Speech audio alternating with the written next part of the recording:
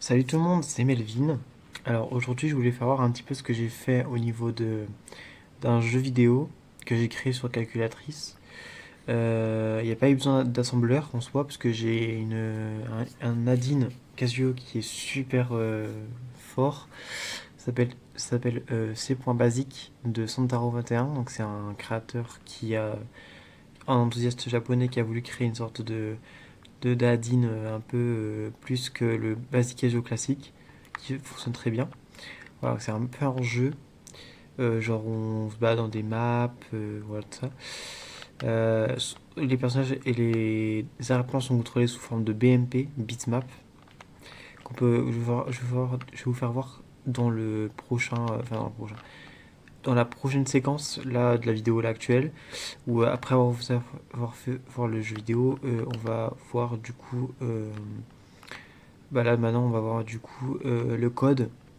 Voilà, c'est du coup le bitmap que j'ai édité dans Windows. Je donne mon mot de passe, je m'en fiche un peu. De toute façon, je pense changer le mot de passe.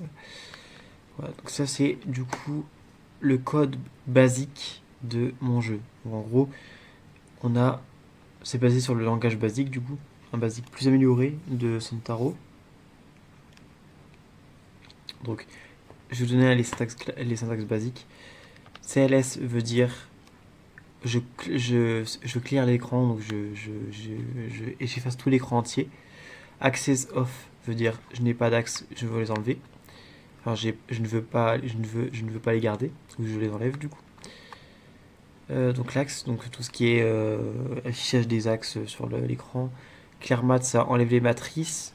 Screen.g, c'est-à-dire que ça va être le mode écran en graphique. BMP Load, c'est bien évidemment la fonction phare de ces points basiques. C'est en fait euh, le, le, le, le, la commande qui sert à charger les fichiers bitmap en 1 bit, bien évidemment, parce que on est quand même sur une calculatrice monochrome qui n'accepte pas les écrans couleurs, donc du coup monochrome. Donc du coup, bah, effectivement, on met tout ça en bitmap 1 bit. Donc j'ai chargé dans la matrice D. Donc là, le bitmap a été mis dans la matrice D. Pareil pour ce bitmap là qui a été mis dans la matrice 2. Ainsi de suite avec les matrices. Voilà. Le texte, bah, c'est classique. Ça affiche un texte à une certaine coordonnée de l'écran. Bloc qui sert à pager. F-key menu, bah, c'est tout simplement les touches de fonctions comme F1, F2, F3, F4, F5 et F6. Là, le 1 veut dire F1, le 2 veut dire F2. Et là, on va rentrer dans la boucle while 1 get key stoka. J'appelle ça stock, ça veut juste dire flèche K. Donc en gros, on veut que la clé soit, enfin que les entrées des touches soient dans la valeur k, variable k. Si la variable k est égale à 79, donc du coup 79 c'est la touche, je crois, F1. Then go to F, on va aller à F. Si k est égal à F2, on va aller sur go to G, on va aller à G, au label G. C'est if n pour finir la boucle en deux fois parce qu'il y a eu deux fois if. Donc là c'est la fin de la boucle. LBLF, voilà, on s'en fout. Ça c'était une erreur de code. Je vais d'ailleurs la supprimer. Ouais.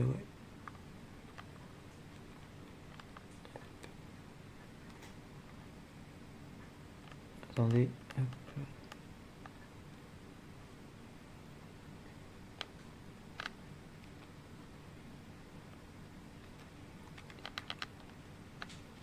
Hop, voilà.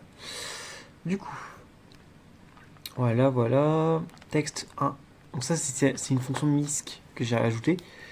En gros, ça sert à du coup à afficher les coordonnées en temps réel sur l'écran, sauf que bah c'est pas très ergonomique vu que ça nique l'écran. En fait, ton personnage s'affiche mal ou que ça fait un truc bizarre sur l'écran.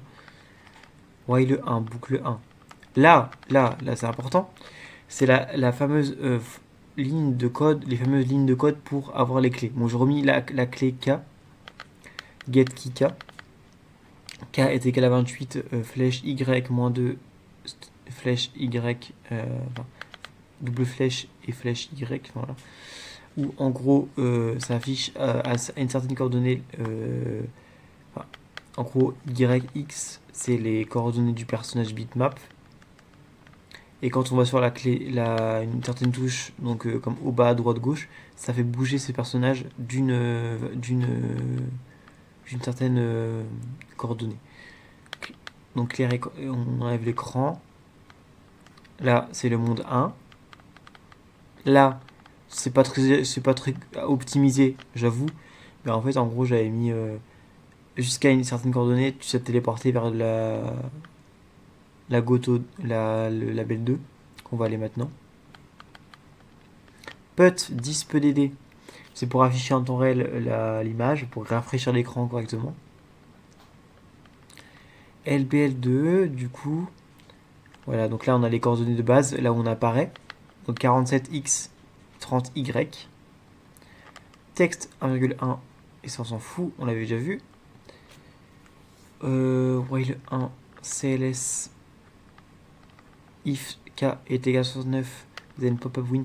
Pop-up win est en fait une commande qui sert à afficher une fenêtre pop-up sur la calculatrice. En gros, c'est les crédits de mon jeu. Voilà, donc ça c'est tout simplement les bases du déplacement, on l'avait déjà vu. Tixwait, qui veut dire, en gros, là j'ai utilisé Tixwait. En gros, c'est des commandes pour attendre, mais là j'ai fait Tixwait -8 pour limiter je crois, à 16, c'est 16 ou 4 ou 32, celui-là. Bref, un certain FPS pour que le jeu puisse pas aller trop vite pour qu'un personnage se téléporte hors de l'écran. Il faudrait juste que j'ajoute les collisions sur le personnage aussi. Je l'ai pas encore fait. BMP matrice 2. Donc là, ça affiche le BMP de la matrice 2 à une certaine coordonnée. 127 x 64, c'est la taille du BMP. 32 x 32, c'est le joueur. Là, c'est la taille du sprite. Et là, c'est la taille de la map.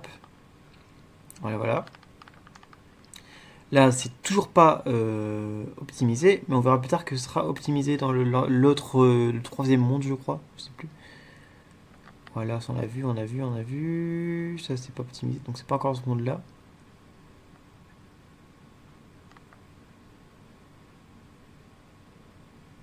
Voilà, c'est ça. En gros, si entre une certaine coordonnée et une autre coordonnée, entre deux certaines coordonnées, on passe entre les deux, on va se téléporter à 5, au label 5.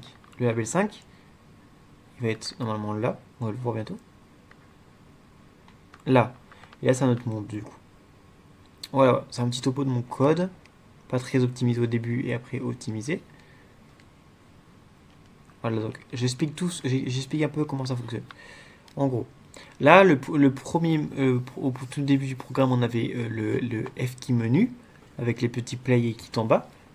Si on appuie sur play, on rentre dans le jeu. Si on appuie sur quit, on quitte normalement. Là, quand je passe une certaine coordonnée, ça me retéléporte au monde 1. De toute façon, on voit à l'écran que ça charge. Hop, ça a un petit flash blanc. Hop, à chaque coordonnée, ça fait ça. Là, c'est pas très optimisé parce que j'arrive pas à passer toujours tout le temps au bon endroit. Voilà, nickel. Voilà. Bon, vous voyez, il n'y a pas de pas encore, oula, il y a pas encore de collision. Je vais y arriver. Donc du coup, on peut facilement passer à travers. C'est un peu casse-tête. Voilà. Et puis là, on arrive au dernier monde qui est encore exploitable. Il y en a un autre normalement qui va arriver, mais je l'ai pas encore développé.